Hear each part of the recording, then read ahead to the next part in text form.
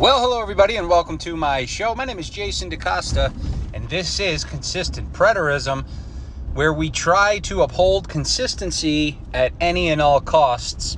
And I personally feel like truth and honesty and integrity and consistency is really more important than anything. And a lot of these wannabes out there who try to oppose IO would probably say that I am a detractor, I am dishonest, I am greedy and in this for some sort of personal gain, although I've never made a freaking red penny, not even a single penny off of IO. And, well, I did sell a few books, but I wasn't fully IO. I was actually a Christian when I wrote my first book that Don K. Preston published, which is no longer available, by the way. I do have about 8 copies of it left. If any of you want to buy them for about $10,000 a piece, just let me know. But yeah, so, they would probably say that I'm dishonest and I have, ill intentions and whatnot. And I just want to steal people's hope and faith and, ruin lives and everything. And it's just silly, right? It's absolutely silly. I'm a normal guy. I want good for others. I do good for others. I try to treat people with respect if they treat me with respect. If you come to my channel and you start bashing me or The View and calling us dumb or, that we don't understand the scriptures, I'm going to give it right back to you. And I'm not going to hold any punches because I do fight fire with fire and I do enjoy that. So if you've gotten under my skin a little with your blatant stupidity, you can expect some fire back or some backfire. And,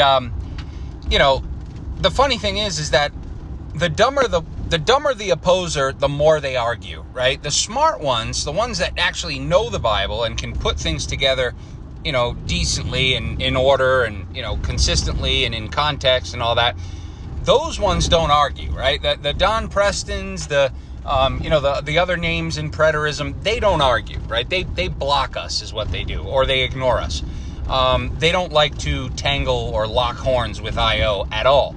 Why? Because they're smart, right? They understand how consistent it is, and they don't want anything to do with it because they have far too much to lose in terms of whether it be funding or reputation or status or congregation or whatever the case may be, YouTube subscribers, who knows? But the dumb ones, oh boy, the dumb ones who really have no clue what they're doing in the Bible, they just come guns a-blazing, don't they? They come with passage after passage and quote Old Testament passage after passage, and they're so sure that they're correct. But meanwhile, we sit here and laugh because we know that they're incorrect. We know that they're trapped and cornered in so many ways that they don't even realize, right? And if they do realize it, then, like I said, they end up blocking us or not wanting to engage. So you can always tell who's a jackass when it comes to the scriptures and who's not. And the jackasses typically will argue until they're blue in the face. The smart ones won't even engage because they know where it ends up and they know that they're cornered every which way, including Sunday. So the thing that I wanted to talk about today is a little teaching that David Curtis put out. I think it was, a few days ago. And I was told about this. I certainly do not subscribe to David Curtis. I certainly do not, enjoy listening to the man teach because he's so confused. He believes that, as far as I'm concerned, he's a Calvinist. He believes he's one of the elect. He's a Calvinist guy. And so he's completely and utterly confused, thinking that he and others today are the elect in the story, when in fact we know exactly who they were. But Curtis has put out a few anti-IO videos over the years and teachings, and he always comes up, swinging and missing. And he usually kind of falls flat on his face. In fact, I did a full critique on one of his videos. If you just search Jason DaCosta, David Curtis, or something like that on YouTube, you'll be able to find it. And it was just an absolute bludgeoning of David Curtis's arguments against IO, to which I've never heard so much as a peep in response from him on it, which you would think that he would, right? A man that has a following like that, I think 10,000 subs on YouTube, good viewer response on YouTube. You would think that he would take a stab at it, and I surely let them know and posted it and commented and, you know, let them know that I critiqued his video, and, you know, and everybody loved it. But of course, he didn't even want to tangle with it. So just goes to show you that they truly do know. And Curtis would be one of the smart ones who knows and doesn't want to engage, right? He might fire from his comfort zone every once in a while with an anti-IO video like he does sometimes, but he doesn't get too far into it. And if you notice, he doesn't mention my name at all. In fact, this latest video he put out, he actually mentions Corey Schultz as a voice of IO. Like, Corey Schultz hasn't done anything for the IO movement, not a thing. Right? I've done more in 4 years or 5 years for IO than Corey Schultz has done in his entire life. And Corey Schultz hasn't developed IO even a degree of which I have, okay? So for him to put forth Corey Schultz's name just shows how dishonest he is, because A, Corey Schultz is not on YouTube, B, Corey Schultz has barely any content on IO at all, and C, Corey Schultz has not developed the IO viewpoint anywhere near as much as I have. So why wouldn't he mention my name, right? Why wouldn't he tell his listeners that Jason DaCosta is one of the voices for IO? Well, you know why. It's because they would find me on YouTube, and he's afraid of that, just like the rest of them are. So just a little tidbit I wanted to throw in there. But Curtis does this whole video on 1 Corinthians chapter 10, verse 1. And we all know the verse. Paul says, what did our father... that's Romans 4. Paul in 1 Corinthians 10 says, all of our fathers passed through the Red Sea and were baptized into Moses. And, you know, here the point is for IO is that here's Paul writing to supposedly pagan Gentile believers in the region of Corinth, or in the church of Corinth. And he tells them that their fathers passed through the Red Sea and were baptized into Moses. Now, it's completely erroneous to think that this is pagans, right? That statement alone just obliterates all arguments against IO, because it shows clearly who Paul was writing to, right? It shows that he was writing to the Israelites, because of course no other people, no other race of people would hold that legend, that historical legend of their ancestors like the Israelites would, right? The Israelites were the only ones who had the fathers that walked through the Red Sea with Moses, right? That's their story. That's their legend. That's their claim to fame. That's how it all began. That's when God saved them, right? So to say our fathers passed through the Red Sea and were baptized into Moses, and then try to argue that is pagans that have no claim to this story whatsoever, that have no claim to that legend whatsoever, is just ludicrous. Luda, right? The rapper, Luda. It's just craziness. And so he makes this video and he tries to address it because he realizes that it's an extremely powerful point. And I give him credit for trying to, tackle it, because most of them won't. I think William Bell tried one time and it was just absolutely laughable. He said that there were foreigners with the Israelites as they crossed through the Red Sea. So therefore, Paul was calling attention to that little tidbit. In other words, let's forget about the fact that this is Israel's history. This is their legend. This is everything they talk about and live for and think about and refer back to. And Moses is everything and yada, yada, yada. Coming out of Egypt, yada, yada, yada. Let's forget about all that and let's focus in on the fact that there were a few Egyptians that crossed the Red Sea with him. And let's say that, Paul was speaking of the Egyptians, therefore we can include pagans. It's just stupidity, okay? And it's dishonest. So Curtis tried to tackle this problem. And let me tell you something. Curtis took his audience down a path of complete smokescreen, right? I mean, he buried the point so far into irrelevant mumbo jumbo, it's not even funny. And of course, I commented on the video with a few absolute daggers that crumbled his whole argument.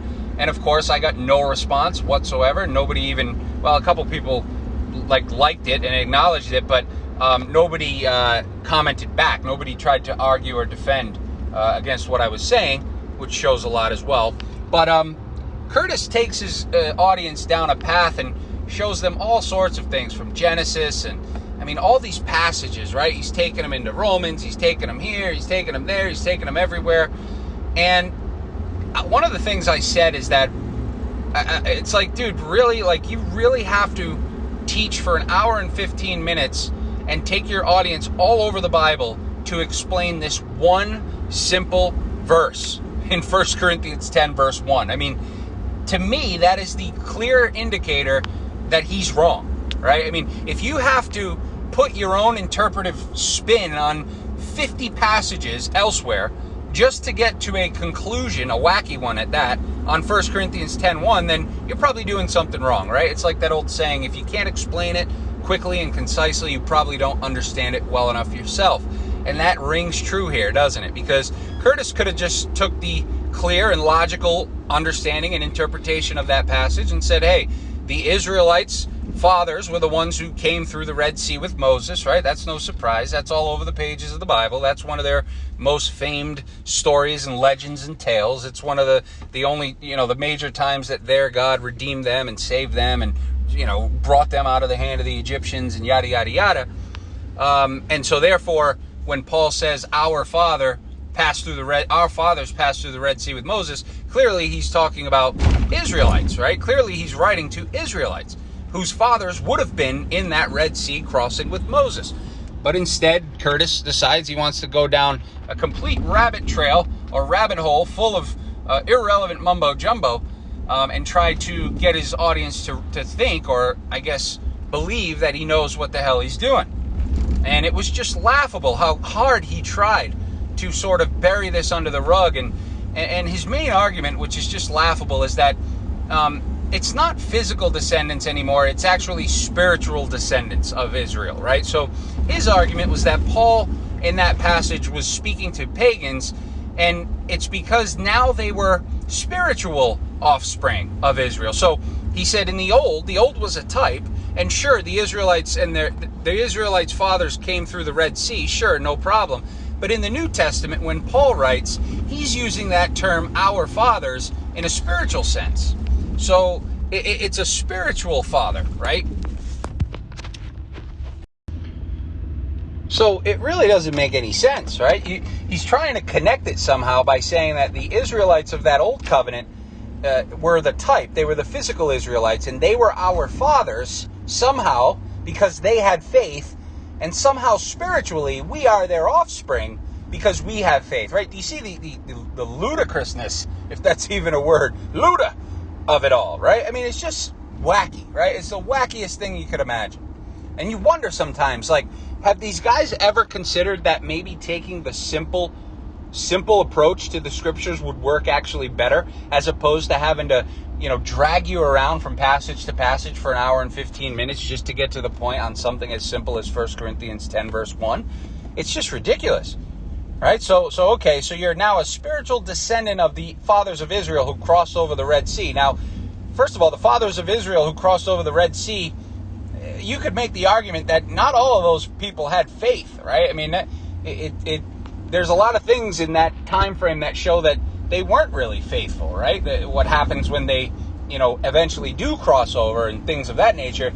So you could make that argument. But I mean, I think from just a logical standpoint, and just common sense says that being a spiritual descendant really doesn't make any sense, right? It's a wacky way of them including themselves in a narrative that was actually all about Israel and their physical descendants. So anyway, he goes on, and he's trying to, and I haven't finished the video yet. I have probably like 15 minutes left of it. And maybe he does mention me. I don't know, but I don't think he would. But he goes on, and then he comes to Galatians 3, where he bases a lot of his argument on.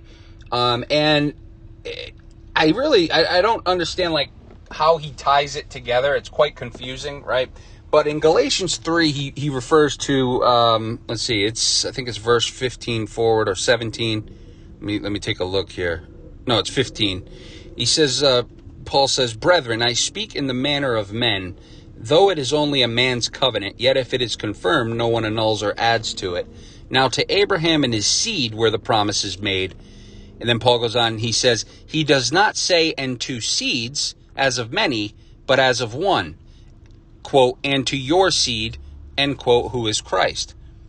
Okay, now, David's argument, amongst many other wannabes' arguments against IO here, is that See, it's not about the descendants of Israel. No, it's about the physical seed.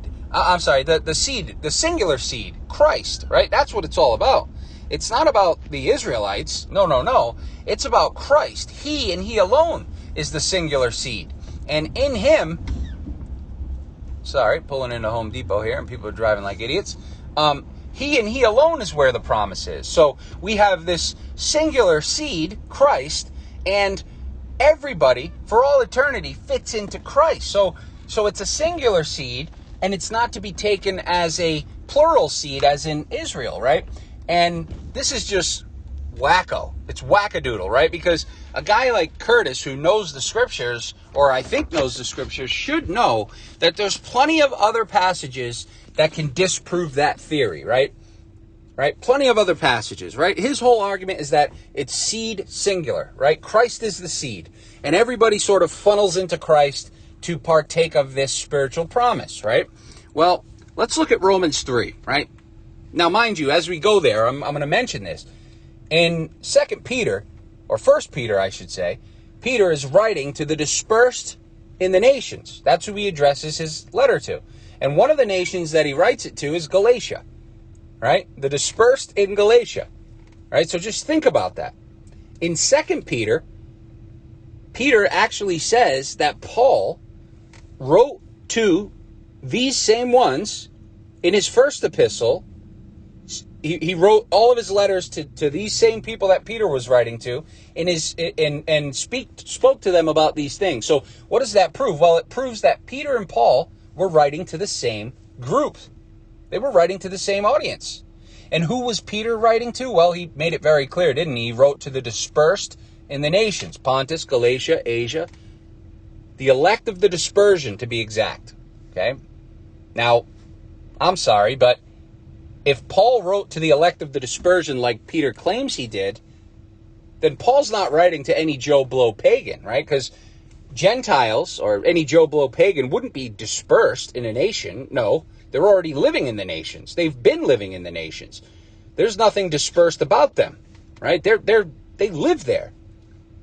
But if Paul is actually writing to dispersed Israelites who had been scattered and dispersed there, well, that makes much more sense of the text, doesn't it?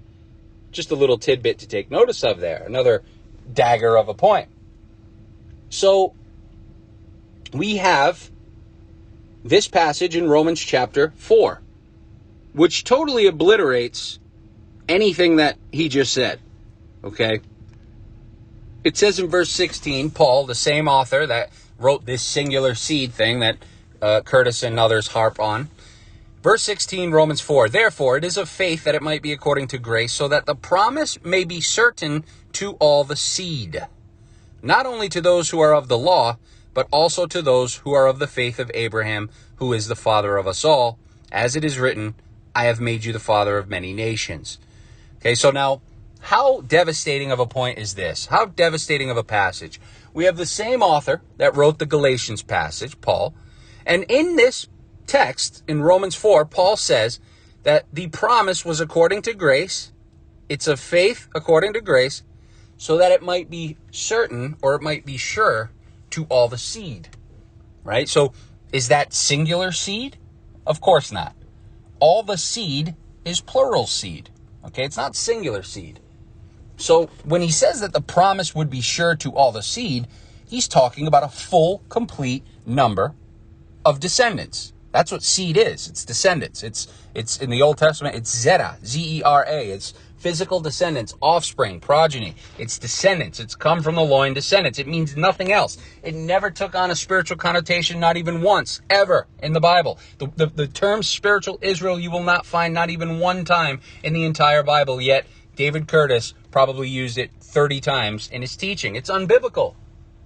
That's because he's all jumbled up. Okay, but notice that the seed is plural here in Romans 4. The promise would be certain to all the seed. Now, if Curtis is right, and this is only singular seed, and it's all about a singular seed, then Paul would essentially have to be saying here that the promise was going to be certain to all the Christs, right? Because all the seed, if the seed is singular, as Curtis wants to demand that it be every time, then this would have to be saying that the promise was going to be certain to all the Jesus Christs, plural. That makes no sense. So clearly, the promise being certain to all the seed meant that it was going to be certain to all the elect, to all the chosen, to all the descendants to whom it was going to come to. Plural, totality, fullness, all Israel saved. Okay, that's what it is. And then he goes on and he says, not only to those who are of the law, but also to those who are of the faith of Abraham, who is the father of us all. As it is written, I have made you the father of many nations. Now, this particular point shows clearly what I've been saying all along. There's two groups in focus, the Jewish group and the nation group. Okay, the Jewish group, whom the gospel went to first, was having the elect plucked out of them. Okay, not only to the Jews, but also to the nations. The nation group was having the elect plucked out of them. And the mission altogether was all Israel saved. But they had to be pulled from both of those groups. So notice that it says, it would be sure to all the seed, not only to those who are of the law, in other words, not only to the Jewish elect, but also to those who are of the faith of Abraham, who is the father of us all. Because remember, they were going to be justified by faith, right? How could they be justified by the law if they weren't observing it? Right? These paganized, gentilized Israelites, how would they be judged according to the law if they, or how could they observe the law if they weren't under it, if they weren't observing it, if they weren't physically, daily observing it, right? So that's why they were going to be justified by faith. Okay, that's the whole point. So, not only to those who are of the law, in other words, not only to the Jews, but also to those of us who are of the faith of Abraham, who is the father of us all. So there's that father again.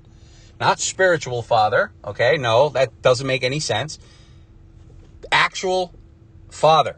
Abraham, Isaac, and Jacob, the descendants of Israel. That's who we're dealing with here.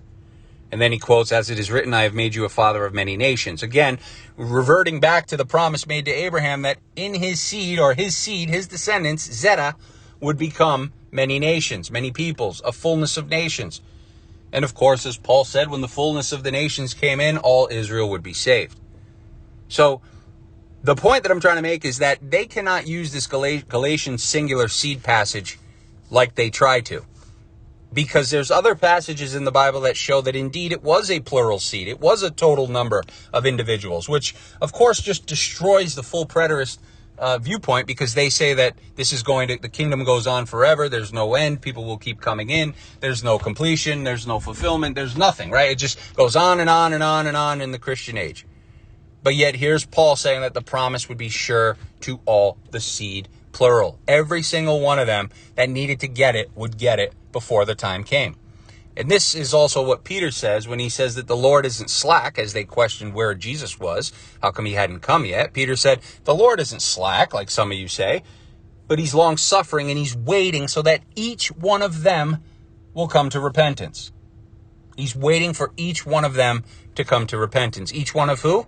Each one of that seed that the promise was going to be sure to, all of them. Okay, so my question to Curtis and the gang is, why not take the other approach? Why not consider the simple approach? Why go through all these crazy hoops and loops and take your people back to the beginning and the middle and the end and show all these different passages and put all your own interpretive spin on things and invent a term like spiritual Israel when that's not even a term? Why do that when you could just take the simple, easy way, the logical way, and just follow the story's trajectory for what it is? That's all. That's all we do at IO headquarters, is we follow the logical trajectory of the story. That's it. And so that's kind of all I wanted to say. Just wanted to rant a little because the video is just so disturbing and so frustrating, because it's just like, dude, you are making this so much harder than it has to be. You're so far off. It's not even funny. And if I had the time anymore to actually sit down and critique line by line, like I did with Preston's Fullness of the Gentiles articles, when I ripped him to shreds a few years back, if I had the time to do that to Curtis's videos, I would. And maybe I will. Maybe I will find some time to actually sit down and give an audio commentary line by line on his teachings, because it's just nonsense, right? It's so inconsistent.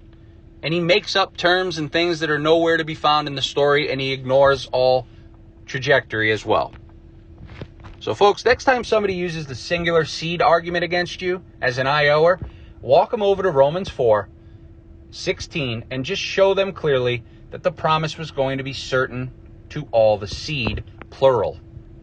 Not just the ones from the law, but also the ones who are in the nations who would have faith, who would be justified by their faith, right? They couldn't be justified by the law because they weren't observing the law, but they were going to be justified by faith, just like their father Abraham, who was the father of them all. When we take the word father the way it's intended to be and we don't put a spiritual wackadoodle meaning on it, things come together very nicely. Folks, I hope you enjoyed it. If you did, give it a like-a-rooski. If not, take a hike-a-rooski, and we'll catch you on the flip side. Take care, everybody. Bye-bye.